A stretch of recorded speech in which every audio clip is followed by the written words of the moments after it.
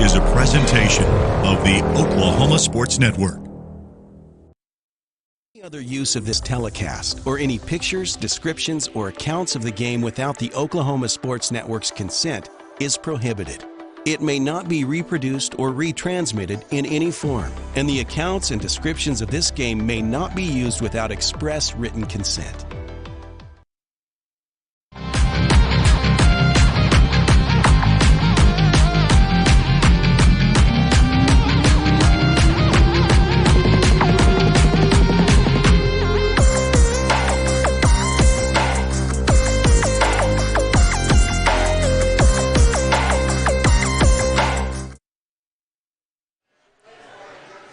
And good evening, everyone, and welcome to another edition of the Middale Sports Report on the Oklahoma Sports Network.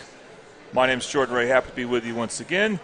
And we have another exciting show for you where we talk Midwest City, Del City, Carlbert football. And later on in the show, we will talk Midwest City softball. And we hope to talk some more softball in the weeks ahead as they're heading into the playoffs in that sport. We're here at the Bricktown Brewery in Midwest City. Please come by here. They have a lot going on. In fact, every Wednesday, pizzas are half price. That's right. Every Wednesday, pizzas are half price, so it's a day you want to come by. Also, download the Bricktown Brewery app to your phone, and you can collect points and get discounts through that. So definitely something you want to put on your phone here, Bricktown Brewery app, and then start using it as much as you can. Also, we want to thank Toonie Bice Houses for being a co-sponsor of the show. We buy and renovate homes. We lease and owner finance homes throughout the state of Oklahoma. The phone number to dial is 405-931-3046. All right, let's start things off by talking Midwest City Bomber football. So first, let's go and look at the district standings. Midwest City lost to Newcastle. Tough game, 43-8. And they are now tied with Duncan for fourth place. Those teams will play at the very end of the regular season. Midwest City's next game will be against Bishop McGuinness, who had the week off last week. Okay. So earlier today, I spoke with Midwest City Bomber head coach Darrell Hall, and we talked about Newcastle, some of the challenges they have coming up for the Bishop McGuinness game and more. So here we go. Here's the interview I have with Coach Hall.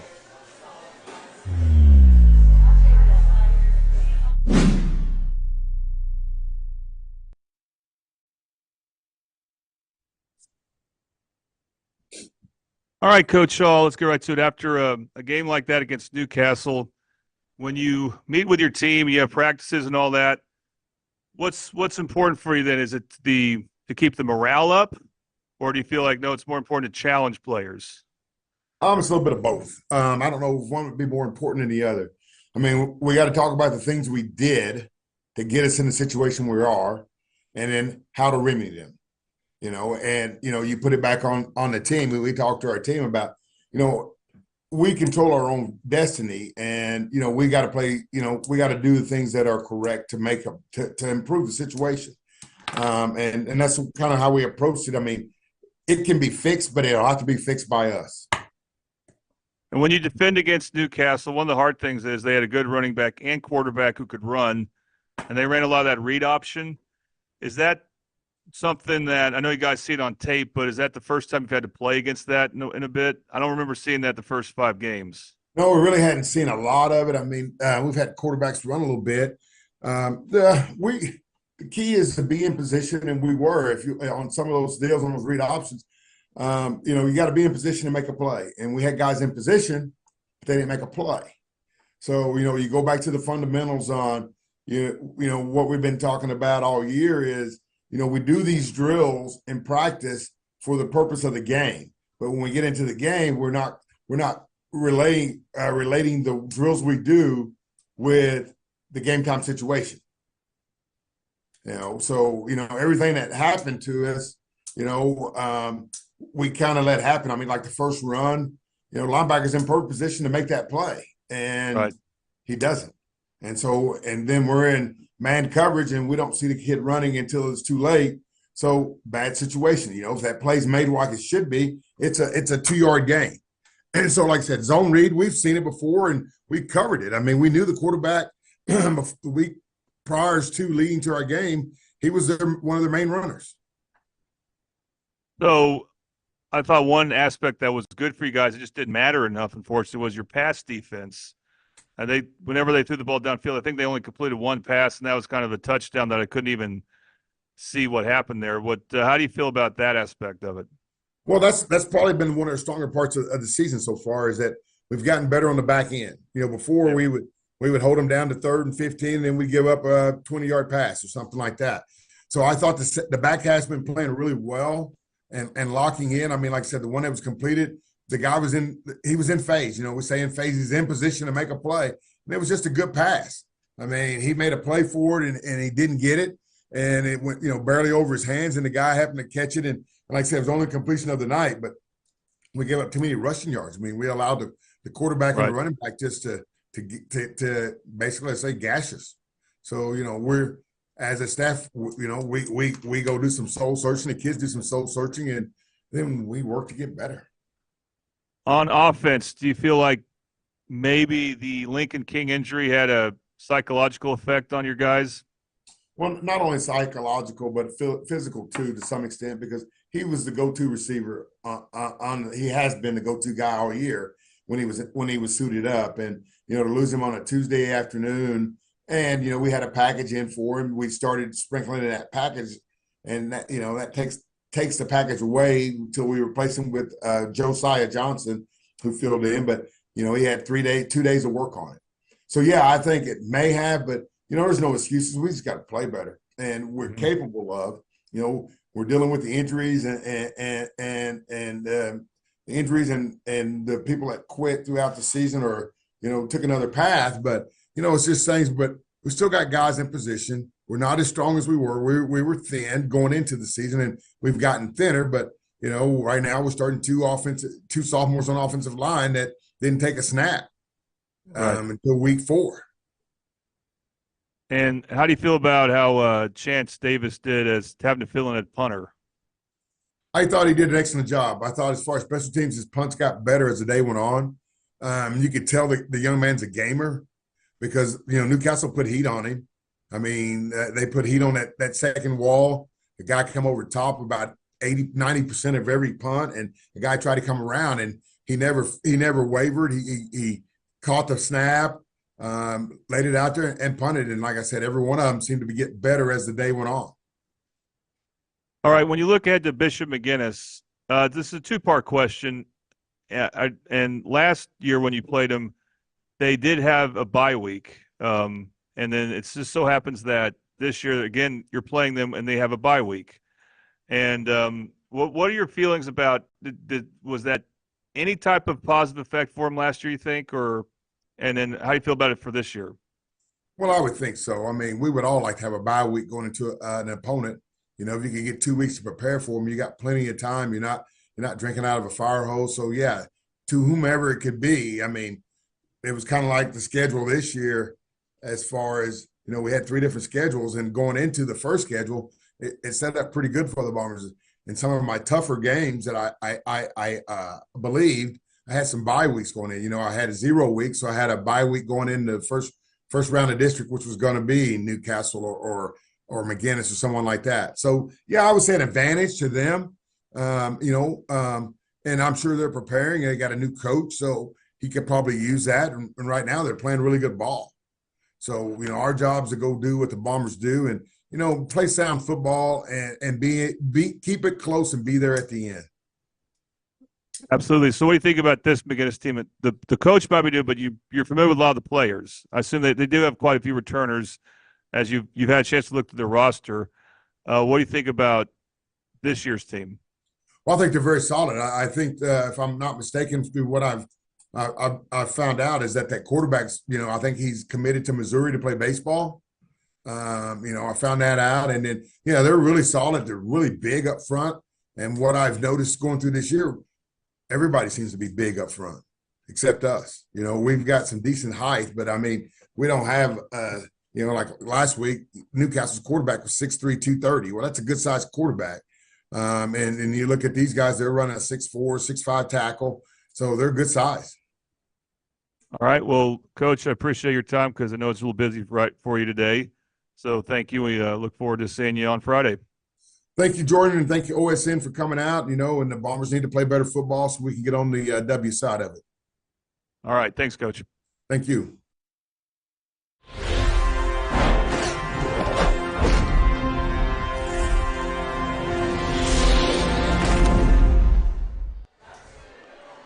And again, we want to thank Coach Hall, who has been very busy today with stuff, so we really appreciate him making the time for us to talk Middle City Bummer football. And just to remind you, their game at Bishop McGuinness will be this Friday. Coverage will start at 6:30. Tom Cropper and I will be there, probably calling the game from outside, which we might really enjoy. We just don't know which side of the field yet. And all right, Coach Hall, let's we go will have to the after kickoff for a you game like that about 7 o'clock. The Bombers and the Irish. And even though Middle City had a tough loss, they can get back in things as far as competing for a district title and a good playoff seeding with a win there. It's going to be a tough one. All right, coming up next, we're going to talk Del City football. Don't go anywhere. You're watching the Mid-Del Coaches Show on the Oklahoma Sports Network.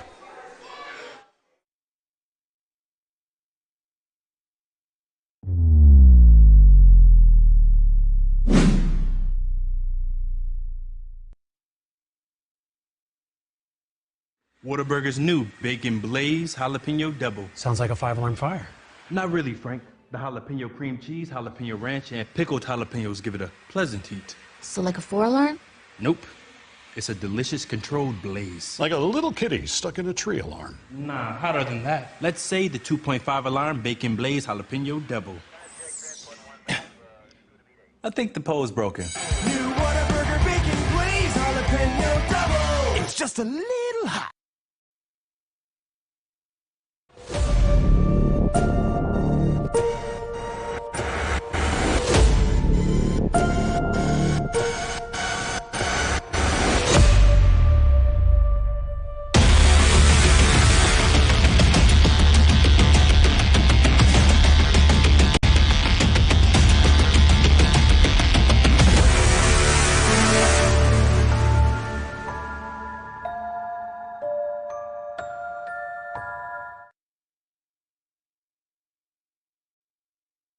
College is more than just going to class. College is a journey. It's meeting new people and making new friendships that will last a lifetime. It's learning from professors who care about you and your success. And finding out it can be really fun and rewarding. It's discovering that thing you want to do for the rest of your life. Cameron University is all about helping you grow and succeed. Because your success is our success. Have you ever seen an insurance commercial and ask yourself, are they really telling me the truth? Well, guess what? They're not. Somebody runs a red light and you think all of a sudden their insurance company's going to be all neighborly about it? Insurance companies aren't in the business of saving you money. They're in the business of keeping your money. So remember, save our number in your phone so when tragedy strikes. Call Rob and Will.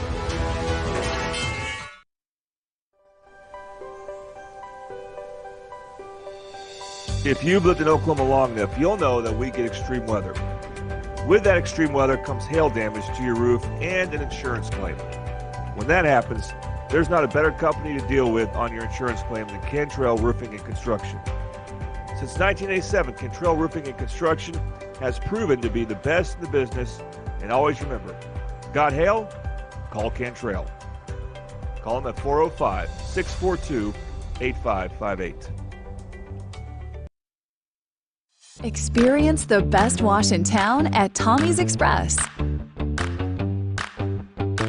You'll love our open and bright tunnels, easy loading flat belt conveyor, unlimited membership, and free vacuums and mat washers.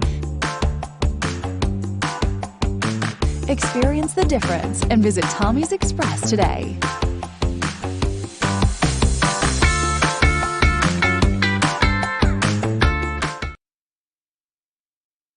State Representative Max Wolfley.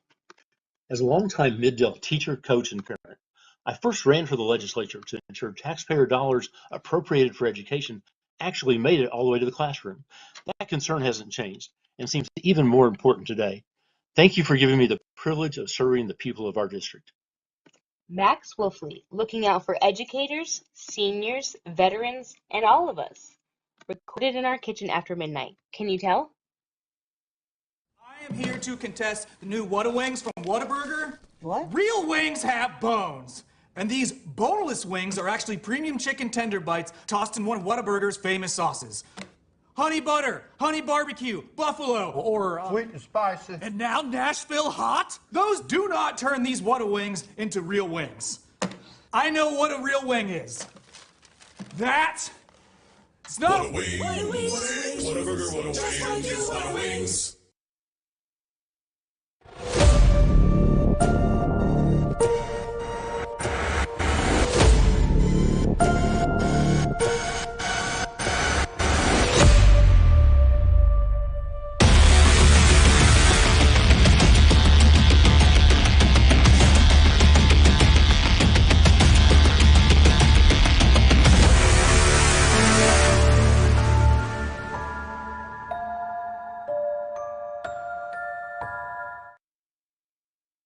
College is more than just going to class. College is a journey. It's meeting new people and making new friendships that will last a lifetime. It's learning from professors who care about you and your success. And finding out it can be really fun and rewarding. It's discovering that thing you want to do for the rest of your life. Cameron University is all about helping you grow and succeed.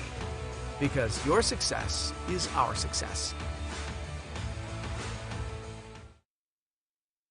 Have you ever seen an insurance commercial and ask yourself, are they really telling me the truth? Well, guess what? They're not. Somebody runs a red light and you think all of a sudden their insurance company's going to be all neighborly about it? Insurance companies aren't in the business of saving you money.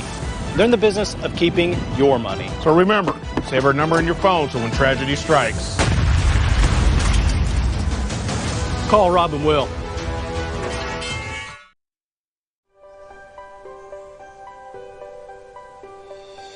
If you've lived in Oklahoma long enough, you'll know that we get extreme weather.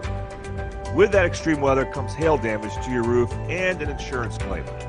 When that happens, there's not a better company to deal with on your insurance claim than Cantrell Roofing and Construction. Since 1987, Cantrell Roofing and Construction has proven to be the best in the business, and always remember, got hail? Call Cantrell. Call them at 405-642-8558. Experience the best wash in town at Tommy's Express. You'll love our open and bright tunnels, easy loading flat belt conveyor, unlimited membership, and free vacuums and mat washers. Experience the difference and visit Tommy's Express today.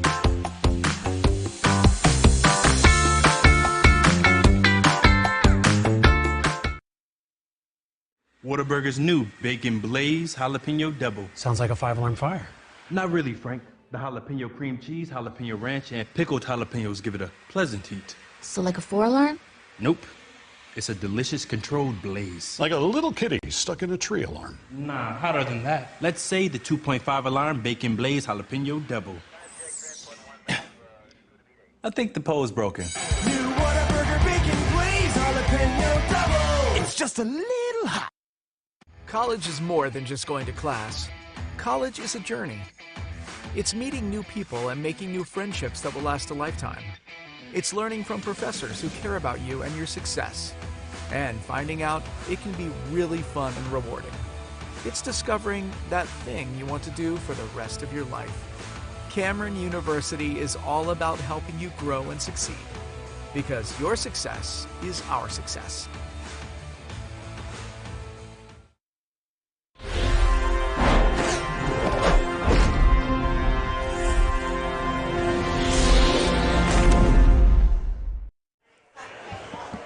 All right, welcome back to the Middale Coaches Show on the Oklahoma Sports Network, which is brought to you by Toonie Buys Houses right here at the Bricktown Brewery in Midwest City. Okay, let's talk Del City football. So they won 72-0 against Tulsa Memorial this past Friday. Let's go ahead and show you the standings. Del City is in a two-way tie with Claremore on top of 5A District 4. Claremore's coming up later in the season. Right now they're preparing for Nathan Hale. We'll talk more about that in a moment. And happy to be joined. We have Nathan Hale this week, so that shouldn't be. I don't know how that went. We're playing Tulsa Hale this week. All right. So, okay. Yeah, and we'll talk more about that. I was just mentioning that Claremore, you guys are tied, so we'll see you guys later. You'll see them later in the season. All All right, we're happy to have Coach Jones on, and we'll talk to a couple of his players here in a moment. Okay, Coach, when you take on a team like Tulsa Memorial and you know pretty much that you're going to have this game going your way early on, does that change any how you coach as far as what you talk to your players about? You know, you probably do have to tell them, like, don't think about the score right now. Think about what you're doing, what you've been trained to do and stuff like that. Well, before the game, it's what we've been preaching all year. Every game, you cannot change your daily practice habits.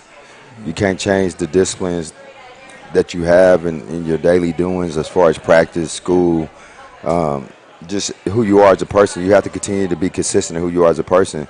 Then you have to have the realization that you're probably going to have you're going to have your way with this team, but you still have to have a respect for the game of football and the way you go about and approach things. You have to be humble as well in the process of that. So our standard is at Dale City, regardless of who we're playing, regardless of the magnitude of the game, we're going to practice a certain way that's going to always have us be prepared if it's a game similar to the score of Tulsa Memorial, or if it's a game, if we were in the state championship versus Carl Albert, or in a playoff game. We always practice with the same effort. We have the same standard. That's just who we are. So we're doing the same thing this week, and we got all the respect in the world for Tulsa Hill. We're approaching it like it's a playoff game. That's our motto, and that's who we are. Okay, so you got things started. We're not going to always talk about all the touchdowns because there's 10 of them and a safety. By the way, you guys have 2 safeties on the year? Yeah, that's crazy. Yes. Yep. Okay. Yes, sir. Yeah, we do. All right, so a touchdown pass to Tavon Johnson. We've not said his name on the show much, I don't think. Yeah. But I remember him from basketball and was really impressed watching him play basketball about his athleticism and his skill as a basketball player. Yes. And as a football player, so you have him at tight end and I think at defensive end as well. Yeah. And talk about wanting to get him involved in the passing game. Well, Tavon Johnson he's a 3-year starter for us. He started at defensive end for 3 years. He has started also at tight end the last 2 years, and he's a very skillful player. You can see it because you can see it on the basketball court. Part of our offensive scheme is involving the tight end. It's been that way for the last couple of years, but I feel like we had a lot of empty opportunities with the tight end. We have the tight end on the field. We utilize him a lot, but we don't get him the ball. So what's happening is a lot of teams aren't respecting him in that manner, and it's a great running formation for us. So what we want to do is we always want to make people respect everybody we have on the field. So we want to continue to get him the ball. We want to utilize screens. We want to utilize play action with the tight end so we can utilize that as a running formation, and we use it as a passing formation with him as well. So as we progress in the future, we continue to work towards the season, you'll see the tight end being used. And it's not only Tavon, we have several tight ends that would be utilized as well. So we'll continue to do that with our tight ends as we progress forward. And then we saw K.D. Palmer with a touchdown return. I believe that was off a punt. Yeah. And so him and Myshawn Graham, I think they've really established themselves as 2 very reliable receivers. I know you like to say you have a lot of depth at the wide receiver position, but we've seen Myshawn stand out the last few games, and now we're seeing it also more and more with K.D. Palmer. What makes him special? Well, it starts with his work ethic. Marshawn has a tremendous work. Marshawn has a tremendous work ethic as well, but Kadarius Palmer has a tremendous work ethic. He just gives everything he has. He's still a young player. He's learning how to channel his emotions, but just the way he works day in and day out, he's just a competitor. Then also you got to add the athletic ability that he has in there. You know, he's a tremendous athlete. He's originally from Louisiana. He came over to us in his 7th grade year. And, you know, he has a couple family members that played for LSU and went on to play in the NFL, so you can kind of see that pedigree that he has. Just being from the South and being from Louisiana, you can kind of see that pedigree. And he just his work ethic's being rewarded. He worked hard in the summer. He really got to work with the quarterbacks. He really bought into the weight room program more.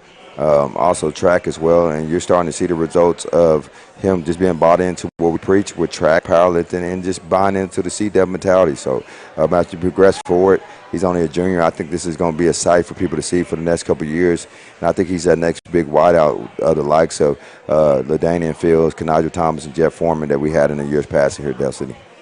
Absolutely. And then, of course, a goose egg as far as points go, points given up. Yeah. And I really didn't see any cracks with your defense this game, and it just seemed like, you know, whoever was on the front they weren't going to get blocked, and it just was there wasn't one player who stood out. Basically. Yeah. Man, that's Cole Red. You know, Coach Kelly's done a tremendous job. Yeah. Building our defense the last 2 years, and he's continued to grow as a coordinator. My defense, this is the first year that we have Marshawn Graham fastly coming in late here. There you go. He can pull up a chair by a couple of his players here. Yeah, go right between them. So, you know, what Coach Kelly's doing a great job just building the tradition that we have with Cole Red. He's doing a great job putting his own name on it and going in the right direction. In our defense, this is the first year we have seniors that have been here for 4 years, so they're running a system that they're comfortable with, a system that they have played in big games and had success and has some negatives too. So you're just seeing a product of a lot of guys that know the system, know what they're supposed to do, and then they play physical and fast at all times, and they're all bought into doing their job. So Cole Red is something that's to be reckoned with, to be able to go out regardless of the opponent, regardless of the magnitude of the game.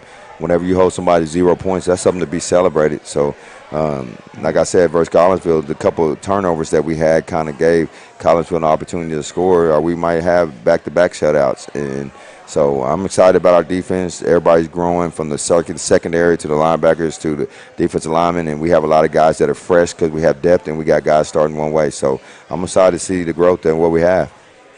Okay, and at some point I want to ask you kind of shift gears from talking so much about a game to we're in mid-season as far as regular season goes. You played 5, got 5 more to go. Yeah. And so I'd like a letter grade for some of your units that we've had so far. But first, I want to let's talk to your players you have with us. And Okay. we got a couple twins, right? Yeah, we got Orion Daniels and Arnico Daniels. They're twins. They're coming over to us from Western Heights. They're both juniors. They play offense and defensive line, majority offensive line this year. Arnico starts at center for us. Morion starts at left tackle. He plays some left guard as well, or right guard. Tremendous asset to our team. Great character. Yes, sir, no, sir type of kids. Great in the classroom. Their mother has done a great job raising them. They have a great work ethic as well. So they really have blended into what we do at Dale City and our Seek Down mentality. And they have bought in since they've been here. They came over to us in January. They bought into the powerlifting program we have, the track program we have, and the Summer Pride, and then all the things that's been since the football season. So this is, like I said, a tremendous asset to have to the team, and they're doing a great job. So I'm excited about their future next year as well. Then we have Marshawn Graham. He came over from, he had stints at Southeast where he had a tremendous career there. He also had a great career at Westmore. Tremendous athlete. He can make a lot of things happen. He's special in the return game, special as a receiver as well. And then a lot of times you don't get to see what he could do at defensive back, but he got a great skill set there. He's a senior that's experienced. You could tell he played a lot of varsity football. He's bought into our mentality as well. He's a physical player. You always see him pop out on the film, and you see him pop out on the field, and I think that's something that's going to continue to happen as we progress into the season. All right, we'll talk to Marshawn in a moment, but let's first get on the twins here. So we got Arnico and Arion. Okay, Arion. All right, so which one of you two is older? Me. Okay, the one with I would glasses. never thought that. So let's talk to you first then, and you're Arion? Yep. Yes, Okay. sir. What position do you play on the O-line? Left tackle, right guard, left guard. Anything but center, to be honest. Anything but center, okay. So you rotate during the game? If Coach Jones wants me to. Yeah, good answer. Okay, yeah, that is a great answer. Okay, and Arnico, what about you? What, the same thing, or would you have a primary offensive line position? I started center. Talk up on the mic. You got to move the mic closer to your phone. I started center. You're the starting center, okay. Yes, sir.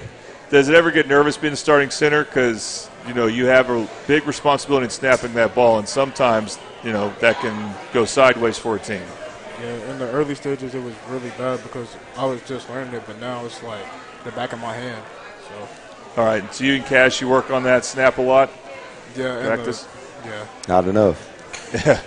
Still working on it. You got to talk up on that mic, man. Yeah, that's it's all right. It's something you'll get used to. Yeah. All right, so Arion, Arnico, I can ask both of you this. What made you guys move to Del City from Western Heights? You want to go first? To be honest, I was really just tired of the lack of culture they had over there. Like, if you were a good player, you could do whatever you want over there. Like, you didn't have to go to class. You could, like, text your coach to get you out. You could skip practice, yell at coaches. It was just really bad over there. There were coaches that cared, but, talk about Del City a little bit. Talk about why you came over for Del City. You don't want to just talk bad about Western Heights. Talk about why you came to Del City. I came to Del City because, like, I knew K.D. Palmer. That's my stepbrother. He told me about all the good stuff that was happening over there. Like, we have coaches that care, weight room program. We have people that's just going to get you right in general. So I'm like, I want to go see what that's like. And it just continued to grow on me from the first day I was there. Arnico, pretty much the same for you. You just heard positive things about Del City. You saw them obviously because they were really good last year too. But the thing that really got me is Kadarius invited us to the state game, so I went, and the atmosphere was just different, and I wanted to be a part of that. So. And what's practice at Del City like? I know and again, you don't have to say much about Western Heights, but is it a new experience as far as how you're challenged and stuff like that? Practice varies from day to day. We try our best to have good days, which we do most of the time, but sometimes things mess up because that's just how things are. There's always going to be a mess up, but for the most part, practice is really good. There's a lot of challenges going on, position battles, stuff like that. Guys competing. It's just a good atmosphere. And so, Arnico, as a center, when you're on the O-line, after you snap the ball, what is your primary responsibility? Is it to find whichever tackle's nearest to you? Is it to find a nose guard? Or what would you say you look for after you snap the ball?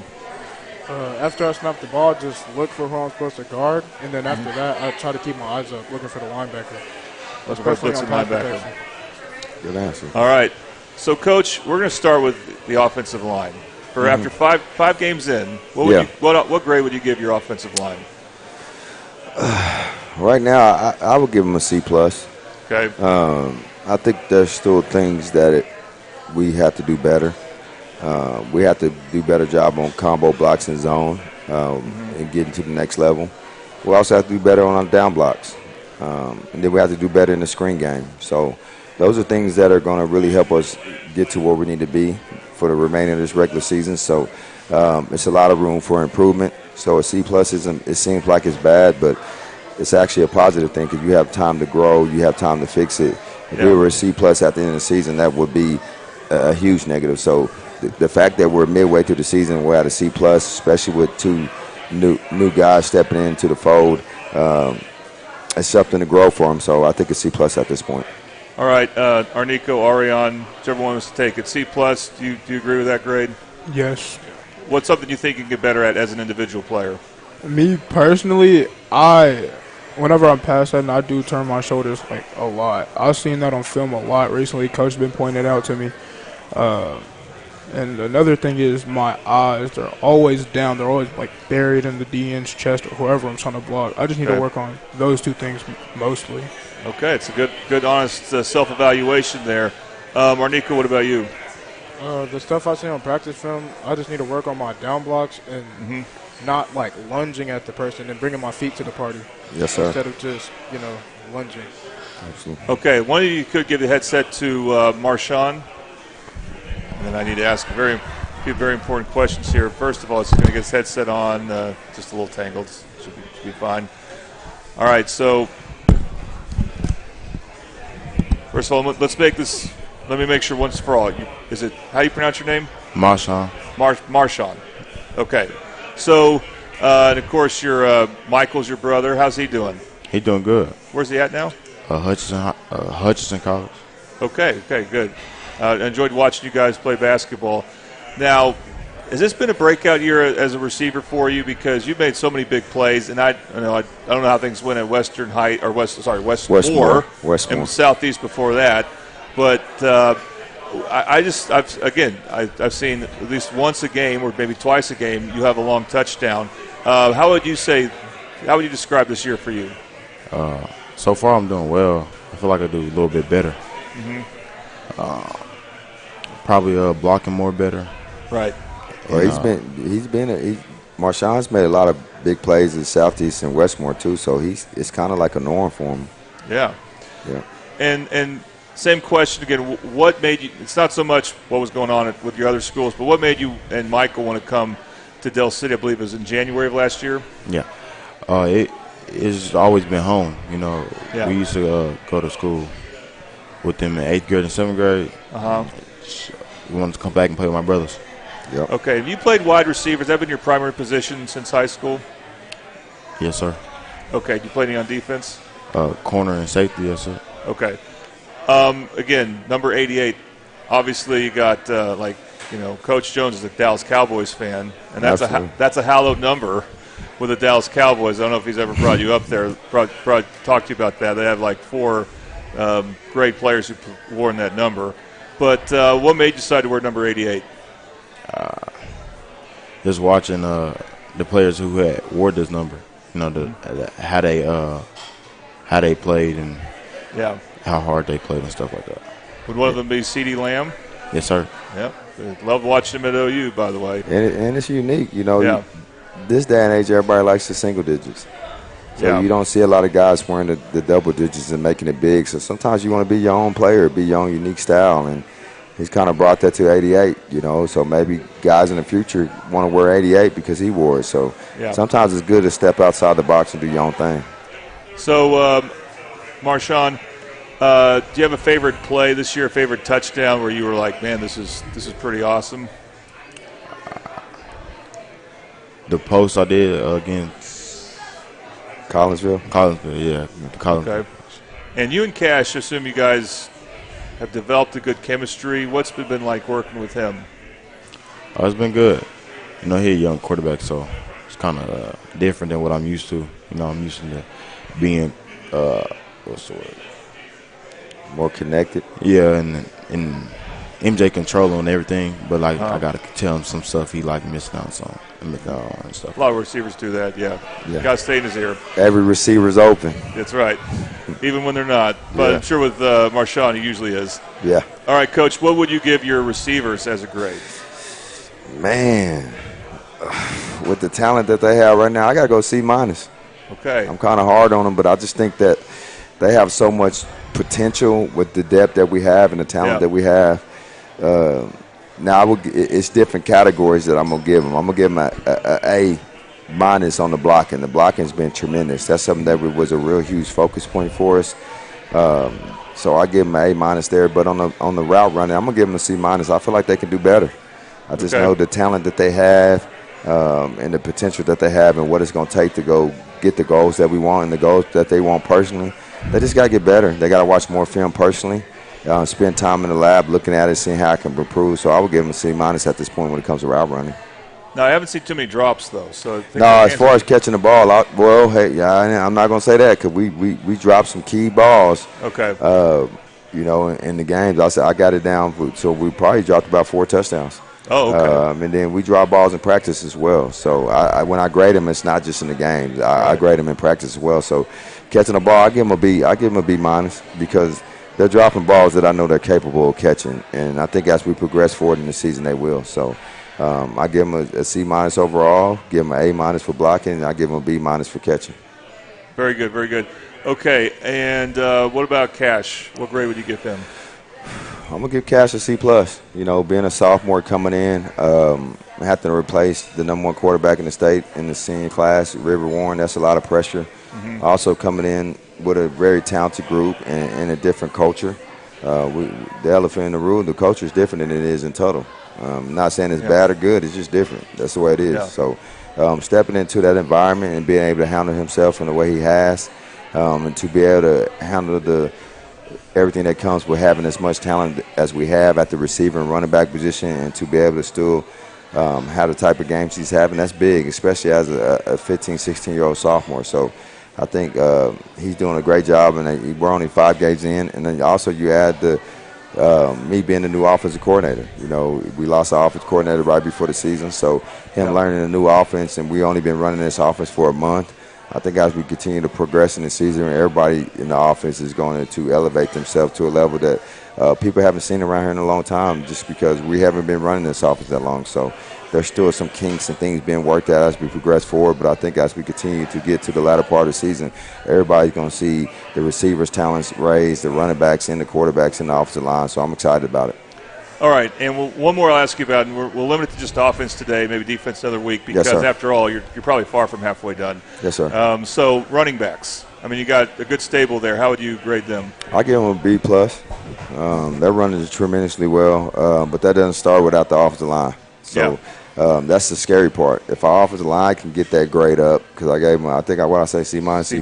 C+. If that offensive line can get that grade to a B+A, it's only going to make them running backs eat more, because it all starts with the running backs and receivers. It starts with the O-line. It starts in the trenches. But they're doing a tremendous job of just getting downhill, being patient in the gap scheme, understanding where you need to cut and where you need to hit in the zone scheme. So they're just a tremendous group, and the best quality that they have is being selfless. We got 3 great running backs. In this day and age, most people want to get in the transfer portal. Most people want to change high schools because I'm not the starter. I'm not getting this touchdown. These guys are being selfless, and they're all 3 eating. And that's what we want to preach at Del City. Everybody can have success. Everybody can be part of the process. Everybody can get an opportunity to go to college, and they're just doing a tremendous job sharing the ball. We rotate every series with them. I think that's going to help out when it gets cold. I think that's going to have their bodies be fresher. And I think it gives the defense 3 different unique styles that you have to prepare for. You know, Miles is more your slasher, scat back type of guy. He still has some power. Then, Black Wolf has some power and some scat back to him as well. And Rickland's just he's pretty big. If you've seen him in person, it's not too many high school linebackers and DBs that want to tackle that young man in the open field. So they all bring a unique challenge. I got to give them a B-. B+. All right. Yeah. So let's quick question about brothers here. Yeah. Marshawn, how often would you and Michael go one-on-one in football? I mean, is that something you did a lot at Southeast or whatever? How often do you guys line up against each other? Every chance we got. Well, That's usually he at QB, but when we had the chance to, we would go back and forth or after practice. Yeah. Would you win more as much as he, or he's the big brother in this case? So it'd be back and forth. It'd be back and forth. Back and forth. Okay. I'm sure you played a ton of one-on-one in basketball too. Oh yeah, for sure. Same deal. Mm-hmm. Okay. All right, so the same question for I think Marshawn might get him on the track, though. I think he'll get him on the track. Oh, yeah, someone should record that. If we got people don't talk about him in track, to a track athlete as well. Yeah, let's talk to the twins here. So, Arnico, do you and Ariane ever, let's say, do the Oklahoma drill against each other? Where you're just lining up? The Oklahoma drill, but we definitely do O-line, D-line, 1v1s all the time. Mm-hmm. Just to, sharpen our skills, and just for fun, even sometimes. I bet it would be fun. You got a twin brother, and just see what you see. They nice to each other. Yeah. Well, that's good. It's not always like that with twins. Ariane, what about how often when you guys line up against each other, doing anything competitively in football, does one of you win more than the other, or is it about even? It's really 50-50. Some days he feels like trying. Some days I don't feel like trying. It's whoever gets caught lacking that day. All right. Well, as they say, iron sharpens iron, so it's good you two can work against each other. All right, let's talk, Coach, about Nathan Hale. They're also called Tulsa Hale, and they're 1-1 in district play, so they may be in the thick of things. Who knows? I don't know a whole lot about them. I don't even know what colors they are. That's one of the Eastern 5A schools I really know little about. But what can you tell us about them? Just watching on film, they're going to challenge us a little bit more. With all due respect to Tulsa Memorial, they're going to challenge us a little bit more. Starting offensively, they have a quarterback that's more than capable, and they have a good group of receivers that get the ball out quick. They have multiple formations that they're going to challenge you. Their motions are going to make you adjust, and their motions are going to make you have to communicate. Their strong suit is not their run game. It is in their pass game, but they use the pass game for their running game. They throw quicks, and they also challenge you with the ball down the field with their single receivers set. So it's going to be a challenge for us defensively to see where we're at in our secondary, also see where our pass rush is. And in every game, you want to make sure you control the run as far as defensively. Then defensively, they're going to challenge our offensive line. They're going to have to make us communicate. They bring a lot of pressure. So we're going to have to be making our calls, communicating. Our quarterback's going to have to be aware of who they're bringing and where they're bringing them from to get the ball out quick. Secondary-wise, we just got to receiver-wise, we just got to continue to do what we do. We got to run good routes. I want to make sure we're catching the ball down the field and running our routes at the right depth and coming out our breaks. Then I think with our quick game, Bubbles and Quicks, we got to do a good job catching the ball against them as well because they're great tacklers. And then our run game, it always starts up in the trenches.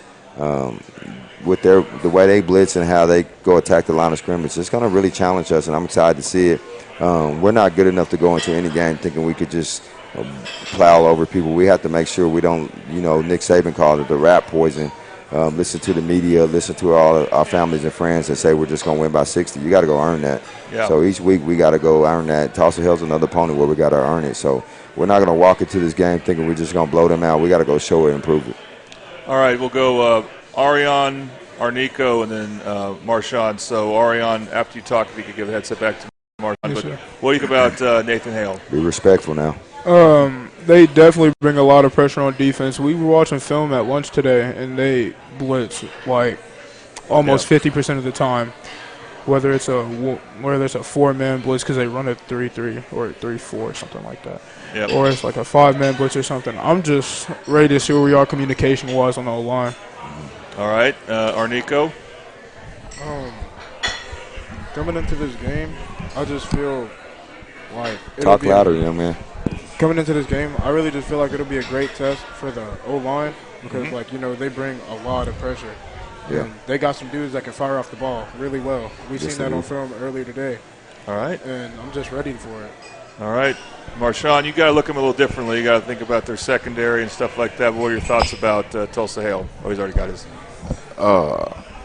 Their secondary is I didn't see too much secondary. I've been watching the defensive side, trying to get some corner in this week. They're going to throw the ball a lot. They're going to try us. Okay.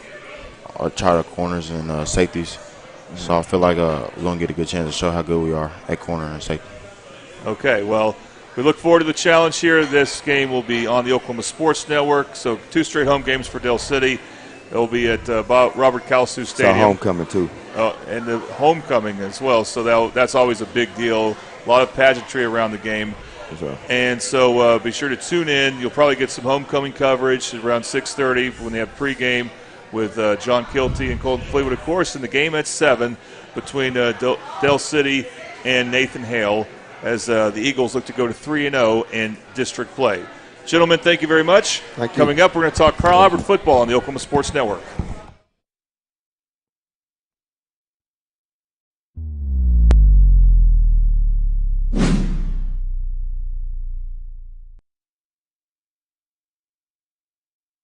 Whataburger's new Bacon Blaze Jalapeno Double. Sounds like a 5-alarm fire. Not really, Frank. The jalapeno cream cheese, jalapeno ranch, and pickled jalapenos give it a pleasant heat. So like a 4-alarm? Nope. It's a delicious controlled blaze. Like a little kitty stuck in a tree alarm. Nah, hotter than that. Let's say the 2.5 alarm Bacon Blaze Jalapeno Double. I think the pole's broken. New Whataburger Bacon Blaze Jalapeno Double. It's just a little hot.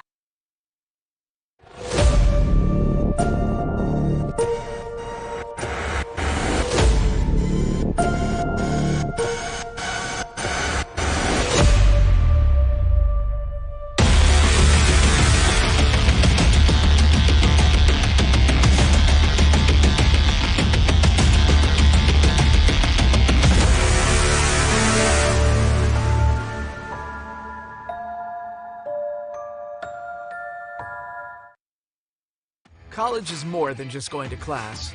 College is a journey. It's meeting new people and making new friendships that will last a lifetime. It's learning from professors who care about you and your success. And finding out it can be really fun and rewarding. It's discovering that thing you want to do for the rest of your life. Cameron University is all about helping you grow and succeed. Because your success is our success.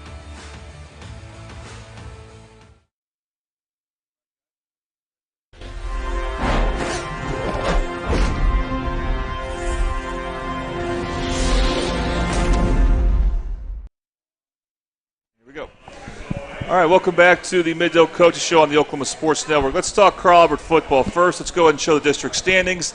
They beat El Reno 70-0, so they are looking really good right now. They are 2-0 in district play along with Guthrie and Lawton, so a couple of opponents to watch out for when they get there. But Carl Albert undefeated overall, and they haven't given any points yet. But we're going to focus on Carl Albert's special teams and maybe a little bit of other stuff here. And I'm happy to be joined by a coach that whenever I talk to Coach Dunn, there's only one coach he mentions much of when I ask him about stuff, and that's Shane Farley, their special teams coach. So this is a real treat, Coach, to have you on. Thank you very much for being here. Thank you. Thanks for having us. All right, we're going to talk to a couple players as well, but let's go ahead and start with Coach Farley. How did you become a special teams coach for football? Well, my first job at Del City, I did some punt and kickoff stuff, and we kind of, different coaches split up the special teams. It was done back in the old days, Right. When I came to Carl Albert, I came over to coach corners, and when I was in there talking to Coach Rose, I had coached with Coach Rose at Del City. He said, Shane, he says, I've always wanted to have one guy do all our special teams. Okay. Holy cow. And so since 2007, I've been doing it. I got a lot of help these days. Yeah, so how do you decide which players are going to be on special teams? Well, we put the good players on special teams. Yeah. I mean, you got to earn that just like anything else. We're always looking for our young guys, talented guys that can help us in those spots, but we'll put players on the field.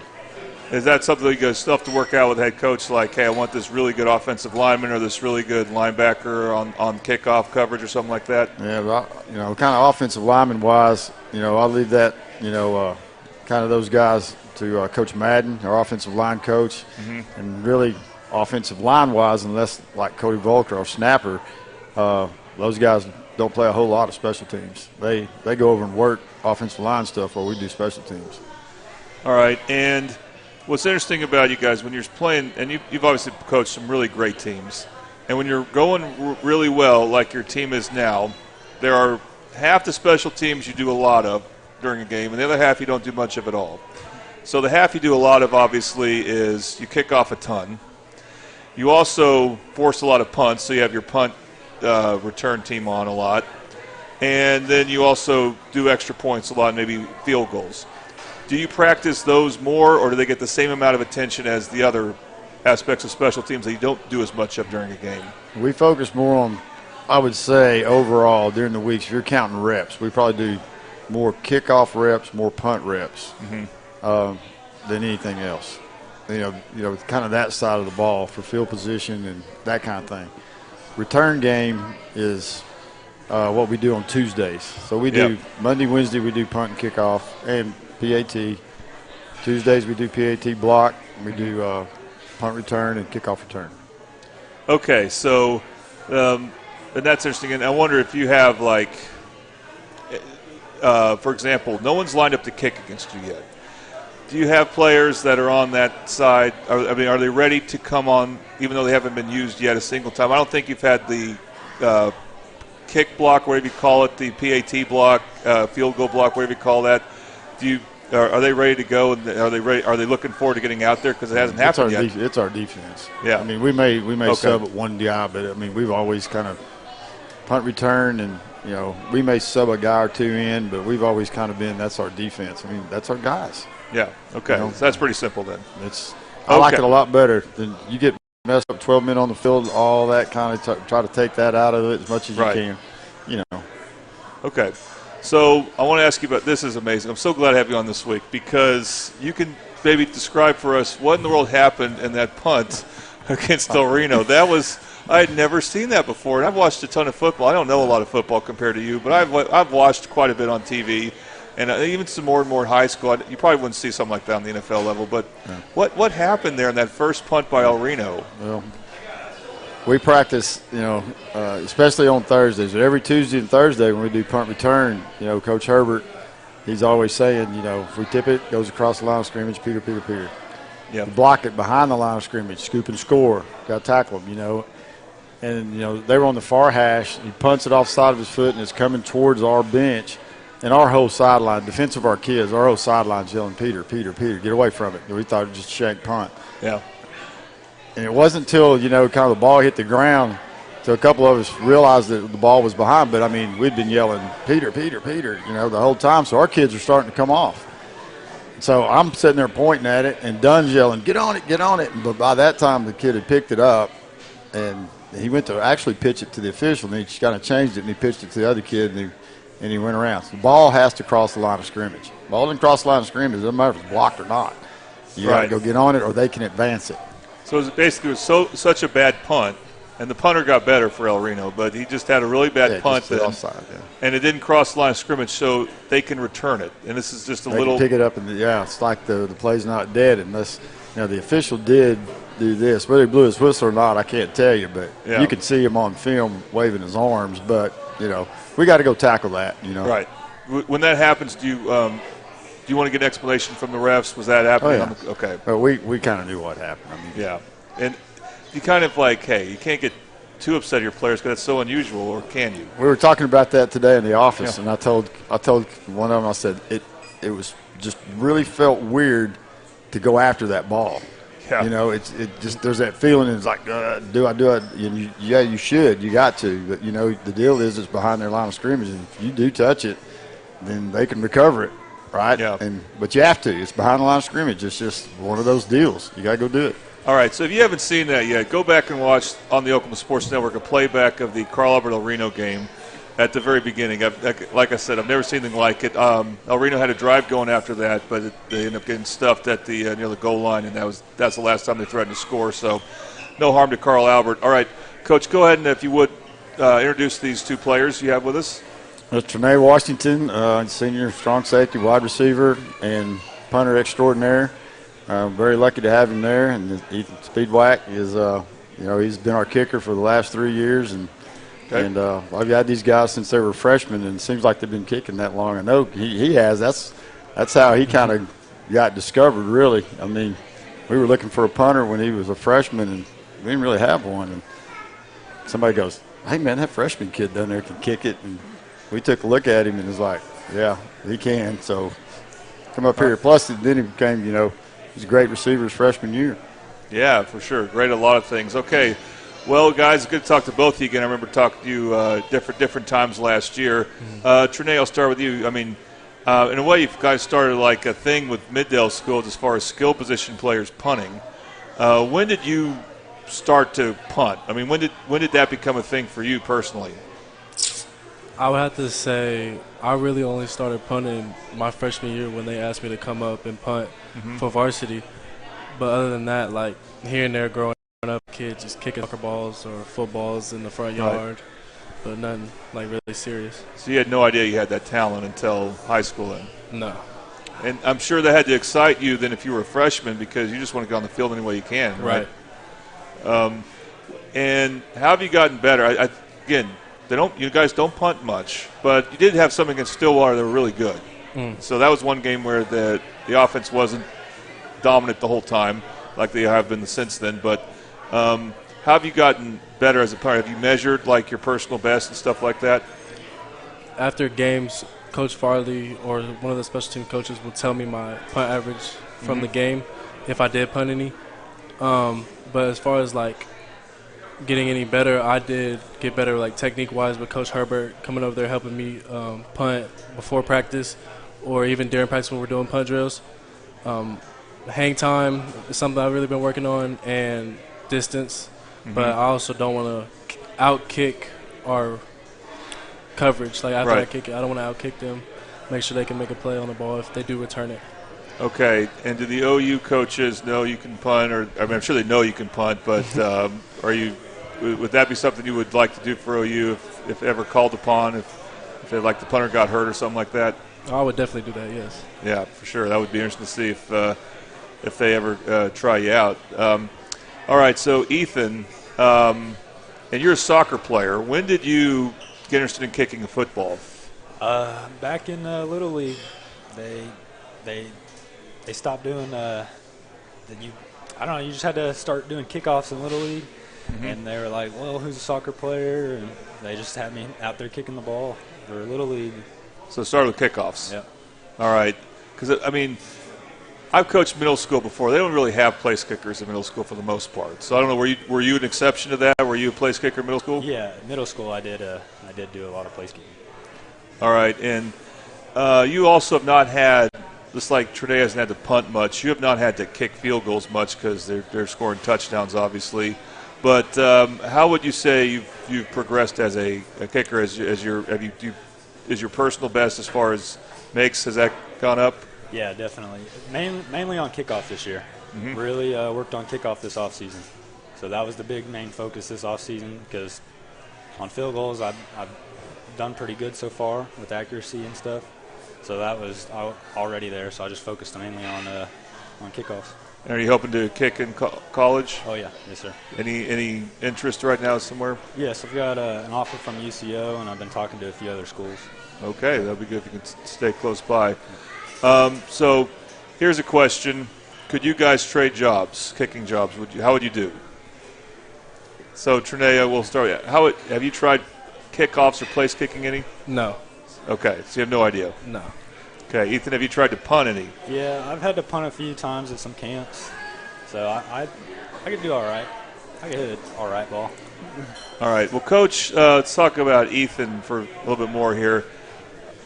I'm sure you've had some good kickers. Where does he rank? Because he's been doing this for you since he was a sophomore? Yes. Okay, so how would you put him as far as amongst the best kickers you've coached? He's probably trust him as much as any kicker that I've had. And I've been fortunate. We've had some good place kickers. You know, when Coach Rollins was here, he kind of worked the place kickers and did all that. And since then, it's been Jacob Eddy and Ethan, and both of them are really good. And he's just been money. I mean, we've been very fortunate and blessed. Ethan, do you ever hope for a chance to kick a longer field goal, and ever maybe like, oh, come on, don't convert this third down, guys? You ever get like that? Oh, yeah. Okay.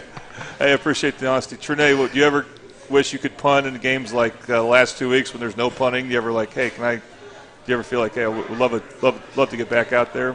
Towards the end of the game, like when they take me out. Yeah.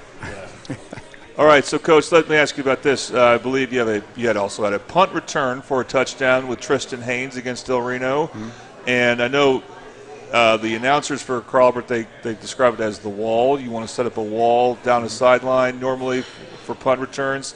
How often do you practice that? And then take us through that. I mean, it's pretty straightforward touchdown by him, but obviously he's probably has to be one of your best punt returners too. Talking about Tristan.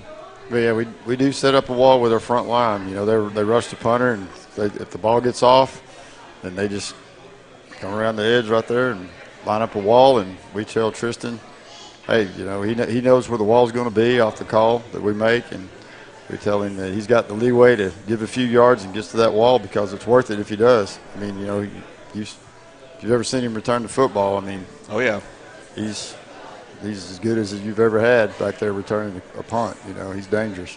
And how often do you work on that aspect? It's every Tuesday. Then we go over everything on Thursday. When we go through our Thursday script, we do all special teams and some special stuff sometimes. And when you say is doing that for punt returns, is that very different than kickoff returns, or is it the same? Oh, yeah. Our kickoff return, a couple of years ago, I guess it was, we kind of simplified it a little bit, and it's it really doesn't, the main thing we do on kickoff return is make sure we communicate well, get lined up, know the depths of kick. We try to tell the guys, this kicker, when he's kicking it this way, watch how they tee up the ball. All these little cues that we get off film to try to help them know where the ball's going to be, because we want to get our guys over there, And so we try to pick up as much stuff on film as we can, just to give them tips of where the ball's going. But our kickoff return is what we do, and the last couple of years it's been really good. I guess this is the third year we've done it now. It doesn't seem time flies, but it's been really good. We have so many speed options, but you need a lot more than that, obviously, to have a good kickoff return or punt return. So it doesn't start necessarily with the ball carrier. Yeah, if you don't block, I mean, we try to put as much pressure on a punt as we can. Coach Herbert does a great job of that. That was a scheme that he brought with him, and it's been, I mean, I lose count of how many times, and we've been doing that for, I don't know, since probably 2018, and we've had a number of punt returns. Yeah, all right. And Trinae, how excited were you when you found out last May that Tristan was going to also commit to OU, or did you kind of know it for the last several months? No, he didn't give any hints or anything where he was going to go, so it was a surprise to everybody. I would say like a week before he committed, he did tell me and Marcus because me and him had already committed. Right. But other than that, it was very exciting, especially since me and Tristan grew up playing football together since like 5th grade. We started flag football, and then since then we've played and gotten better and grew with each other. Yeah. So have you already thought about who you'll room with next year? Yeah, me and Tristan will be roommates. Okay. And you'll be reunited with Sperry, Kevin, and then X. Yes. And along with Marcus. Can you believe that five of you guys that were on one team in high school will be at OU? Yeah, it's crazy. I've never seen anything like that before. What about moving from corner? You were cornerback last year starting out. I think during the season you got moved to safety. Yes. Have you liked that move? Yes, I am enjoying safety a lot right now. Okay. The different responsibilities, do you feel like you get a hit more? Is that one of the things you like about it? Yeah, getting involved in the run play a lot more. And just I really being more involved. Yeah, I can say that. Right. And you did have a pick six against Del Reno. How would you take us through that play? So, if I remember, he rolled out or something like that. Yeah. And I remember playing over the top of one of the receivers, and when he threw it, I seen DeAndre coming out of my peripheral vision, and he almost hit the ball. I was hoping he didn't, and he didn't, so I ended up catching it. And then from there, I was kind of patient. If you saw, I was kind of just letting the block set up because they all looked at me to see if I was going to return it or not. And then they just made great blocks, and I just ran into the end zone. Didn't seem like you got a lot of room down that left side, but you didn't need it. Nah. So by DeAndre, you mean DeAndre Dukes? Yes. Okay. Ethan, during a game, how do you stay fresh during a game? Because, you don't come out you're not in a ton of plays as a kicker, so how do you stay engaged in what's going on? Yeah, I got to stretch a lot, really, every few minutes. You just got to be stretching those quads out. And usually when they get across the 50 or 40, you got to go head over to the kicking net, start kicking some balls because, you're going to most likely score. Now, do you expect to kick a touchback every time you have kickoff? Do you have that bar, or does it depend on the win, or how do you approach that? Yeah, it depends on the win, but for the most part, yeah, I just expect them to touchback. Just got to hit it good. Okay. And, Coach, that's always the preference, right? Kicker that can get touchbacks. Oh, yeah. Wear and tear on all our guys. And I think he's got, what'd you say, 21 touchbacks this year already. It's pretty good. That's great. Yeah. I'll take him trying to march it from us from the 20-yard line. So how often do you mentioned how often you work at different stuff in practice. How much of that would include maybe having a trick play up your sleeve? I'm awaiting for Trinae to do a fake punt because, you don't have too many punters that fast. Everybody always asks me about fake punts. And, yeah. Well, not just fake punts. We always have kind of some stuff, but, as the playoffs get closer, offense will start putting in things that we put in. We'll start putting in things. But, honestly, if you watch us play, if it's 4th and 4, 4th and 3, we're going for it. Just go heavy, nothing tricky there.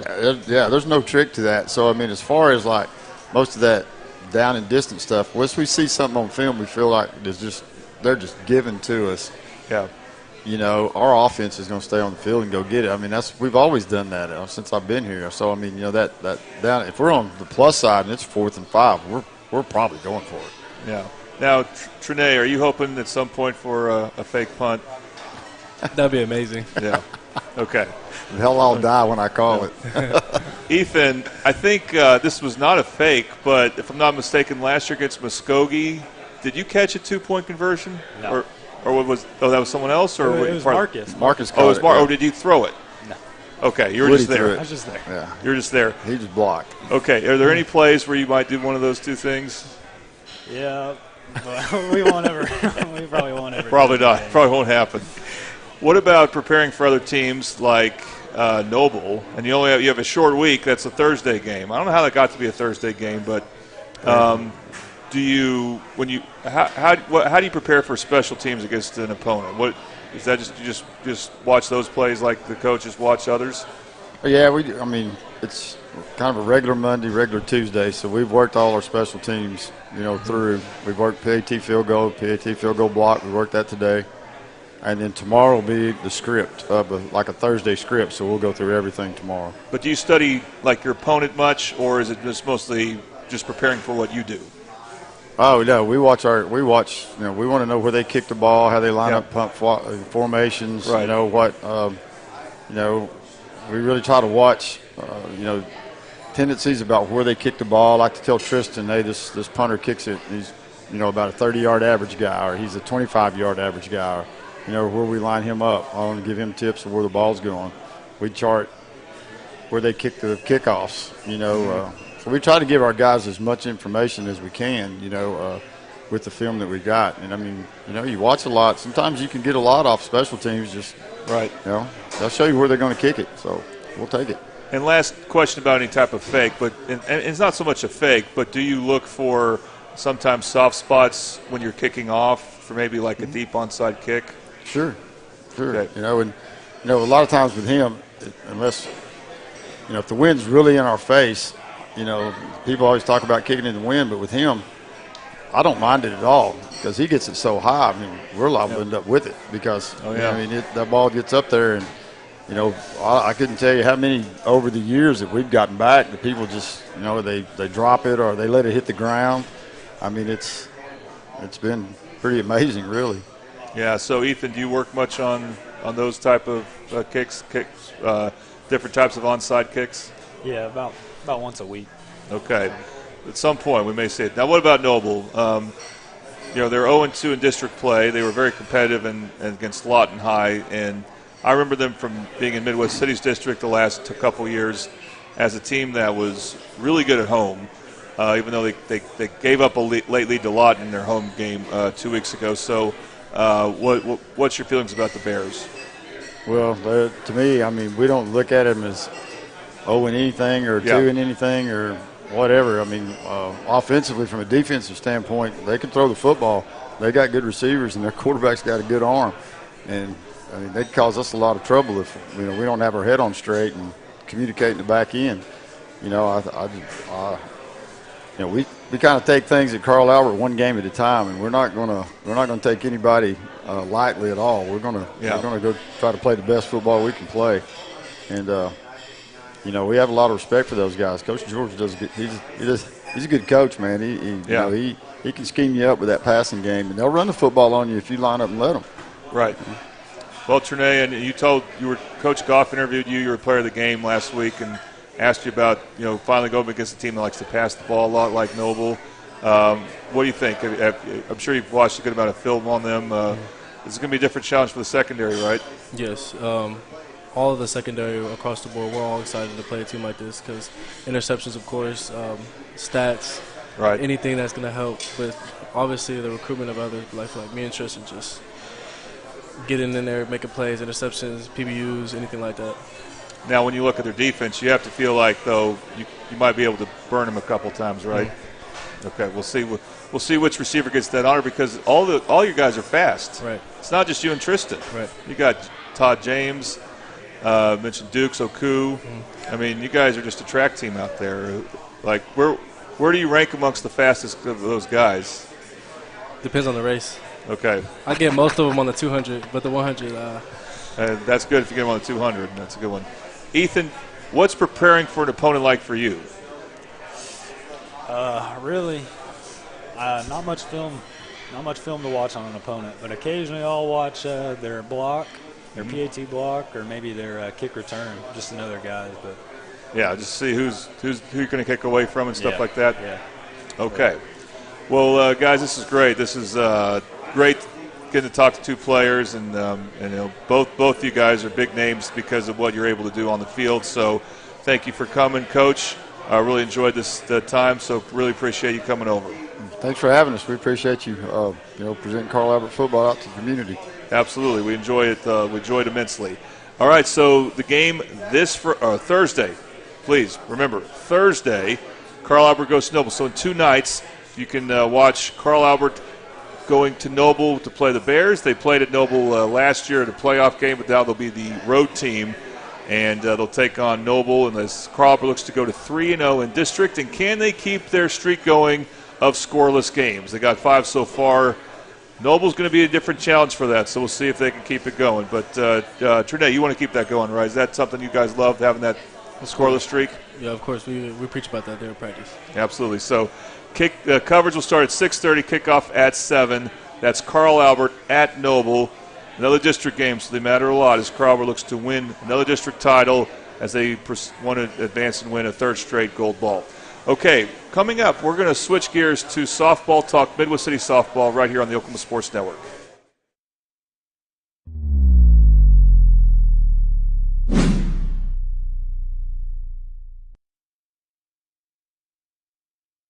Whataburger's new Bacon Blaze Jalapeno Double. Sounds like a 5-alarm fire. Not really, Frank. The jalapeno cream cheese, jalapeno ranch, and pickled jalapenos give it a pleasant heat. So like a 4-alarm? Nope. It's a delicious controlled blaze. Like a little kitty stuck in a tree alarm. Nah, hotter than that. Let's say the 2.5 alarm Bacon Blaze Jalapeno Double. I think the pole's broken. New Whataburger Bacon Blaze Jalapeno Double. It's just a little hot.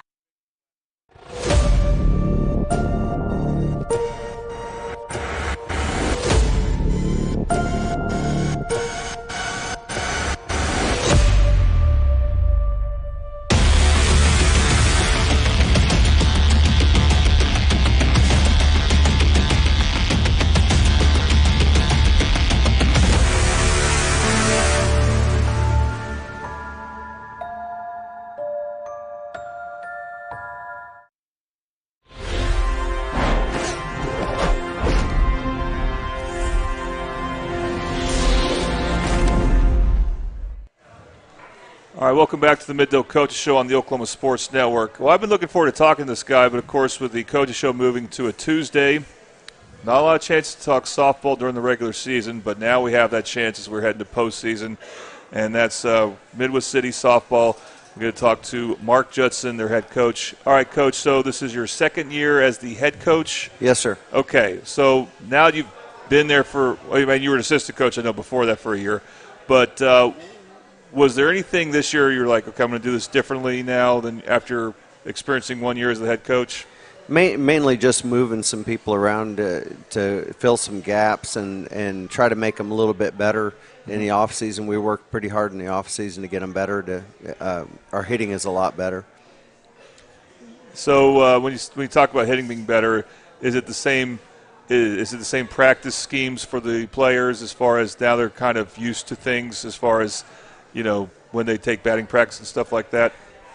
To a certain extent. We have a new coach that helps me, so that's helped a lot. She's pretty good she's young and she's really good with their batting, and I've used that to improve them.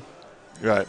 Now, when people, if they were to go online and look at your record, they would see that you're 3-11 in district play. Mm-hmm. But when they look a little closer, they see that you actually were very competitive in most of your district games. Would that yes, be correct? we're a 5A team playing 6A ball, yes. And we have I think 8 games that we were within 2 runs. I mean, Wow. 2 to 3 runs. It's just it's hard to get over that hump when you're playing teams that are twice. You know, they'll roll in with 50 to 100 players, and you're rolling in with 18. So yeah, that makes a big difference. And we did hit Bixby, and we got them this year, which was nice. Yeah, knocked Bixby down to 3, I think, in that district. Yeah, it's a 6A district. I forgot to mention that part. And you got to play some pretty good programs. I think Mustang's really good. And yes, Mustang's the #1 team, and we got to play them. But we're going to 5A next year, which will help. And your record non-district is really good, and your record against non-6A teams is really good. Yes. I don't know I didn't tally it, but I know you swept Del City, for example. You beat other teams in 5A or 4A consistently, so you have to be optimistic about Yes, being I in 5A. like the move for sure. And I noticed like one player seems to stand out when I look at what's going on with you guys on Facebook, and that's Norelli Brown. Is that right? Your pitcher? Yes, Norelli Brown. She's batting .547, but her pitching is amazing. She's got 232 strikeouts for the season. She hit 500 this year. For her career, she's 566 for her career. That's amazing. And she's a junior? And she's a junior. Okay. She'll be back next year. Can't wait to see that. She just was given the PNTV 6A Fast Pitch All-State team.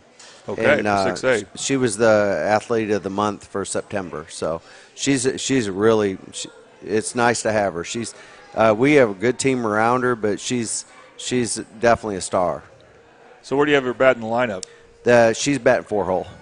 Cleanup hitter. Okay, so does she? Who else do you have pitch, or how often do you have to bring another pitcher to rest her? Or We don't. It's different in softball. We don't do it a lot. Yeah. We like at the Del City, we pitch two pitchers, one game, one the other. We don't do it a lot. I do have a younger pitcher that we're getting ready for a couple years from now. And she's done well when she's been in there. I did rest her against the Mustang on the Mustang game, and that paid off because we did really well that week after that, and mainly just to give her a break. And Mustang's Mustang. Right. Yeah, they're really good.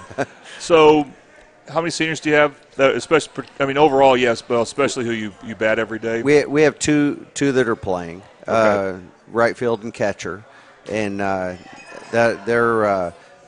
but that's it. I mean, there's a few more seniors that don't really play. They're younger, and one of them was a move-in from Alaska, and she's. Oh wow! But and one of them, the other one really doesn't get much time. That would be an interesting place to play softball would be Alaska. So yeah, that was, and she just didn't. They just didn't play much up there. Yeah, that makes sense. Okay, so you mentioned Norelli bats cleanup, so I assume that the three batters ahead of her are pretty good. So who are some standout? Generally Addie Scott's my lead. Addie Scott's been my leadoff all year, and she's batting well. And Liv Davis is a year younger. She's a sophomore, and she's just on fire a lot of these games. She seems to step up in occasions, and 3-hole's been kind of fluid. Right now, I have my senior at 3-hole, but it kind of moved. I had a freshman there, and she's such a good batter that I moved her to 5-hole because they were walking Norelli, and when they walked Norelli, we didn't have anything to hit those runners in, so I moved her down to 5-hole, and that way they had to pay for walking her. Yeah, that makes sense. And he's a really good freshman. So Okay. Jada Jacobs, and she's done really well for us, and starting at second base. Yeah, I was going to ask you that about position stuff. Do you have any left-hand hitters? We do. Liv Davis, which is my 2-hole, she bats left-handed, and we have my other senior that bats left. She is left-handed. Both of those are true lefties. Okay. And then I have one that I switched over this year to left-handed down the lineup. So she's working to get better, and she's really improved since she started. Are there advantages in softball to that compared to baseball, batting left-handed? She wasn't seeing the ball well right-handed, Okay. so I just felt that it was a good time to change. So we moved her to left. She slaps and she can bunt, and it's improved her a lot. Okay, so your district play begins Thursday. I think we have a good forecast. Regionals, yes. Yeah, regionals, and you're at Choctaw? We're at Choctaw. We play Choctaw, and then when we play Bixby, lose, we play Union. So those are the 4 teams in there. Yeah, those are some big schools. Yeah, yeah. And the thing is Union's. I think we can beat Union, but they did beat Jenks the other day, so I noticed that. And you already beat Bixby. Yeah. And obviously Choctaw is pretty good. So is it like baseball where in regional play you play double elimination, and then as soon as 3 teams lose twice, the other team is in the state? Yeah, basically if you win, if you got to win that first one, but if you don't win the first one, Choctaw would have the advantage because you had to beat them twice in the finals. Right. And my goal here, because it's 6A, is to try to get to the finals. Right, and so you'll have that chance even if you were to lose to Choctaw. Yes. So that's the nice thing about double elimination, and it's a short ride, at least for you guys too. Mm-hmm. I like that because the other team's got to drive a long ways. That's true, and it's what's interesting about 6A softball districts is how mixed up they are as far as West Side and East Side teams. Yeah, it's crazy how these divisions are formed because we have 2.5-hour drives right now. But we beat Bixby at their place, and they beat us at our place. Yeah. So we'll see what happens on a neutral field. Well, it's exciting to get that challenge, and then like you don't have any seniors, so you'll have a team that will definitely be ready to go next year. Yeah, I'll have most of them back. I got a young catcher that looks like she's going to be able to fill in, and without losing a lot. Got to get her back going for next year, but we'll. The right field position, I got an injured player. We'll see how she works, and then I got another junior that's an outfielder that she's trying to go for it too. All right, and so at some point when the season ends, how do you keep things going as a softball coach? Do you take a break, or when do you get the players back into the cage and stuff like that? We generally take 2 weeks. I don't like taking much more than that, and I usually take.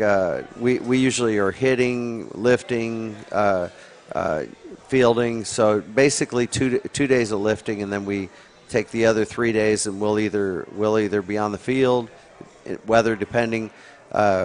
Last year we were hitting wiffle balls and bunting in the locker room. So whatever you can do to make them do something that day, because you only have about 35 to 40 minutes. And you'll start to get some cold weather, maybe eventually, but yeah. It hasn't been the case yet. So, and then you have many players who might play another sport in the winter or spring. I'll lose. I think I'll lose one to tennis, one to soccer, and one to basketball.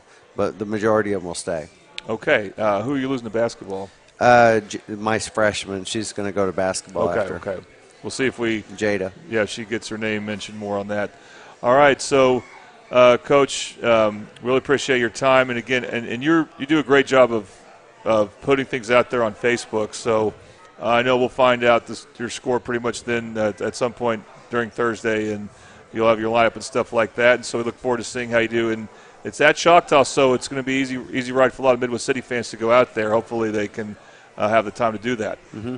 And in the second game, if we lose, we play at 4. If we win, we play at 6. So. Okay, it's not too long after. No, it's not too long. 4 or 6 p.m. will be the second game for Midwest City. Maybe that's an easier time to go out there and watch. Again, it's over in Choctaw, so not too far away. First game's at noon, and we'll see how they do, and hopefully they'll be very competitive. All right, well, Coach, thanks again for your time. Thank you. Appreciate it. All right, that'll do it for the Coaches Show. We want to thank all the coaches and players who came out. Remember, Carl Albert's playing on a Thursday on the Oklahoma Sports Network. Midwest City and Del City will be playing Friday. So be sure to tune in to all those games you don't watch live. Please go back and watch on playback. I want to thank Sarai Rawls for filling in a producer again for tonight, and Dedrick Jones for moving the camera around again and doing a great job with that. And we want to thank everyone who made this show possible. Again, this is the Mid-Del Coaches Show on the Oklahoma Sports Network.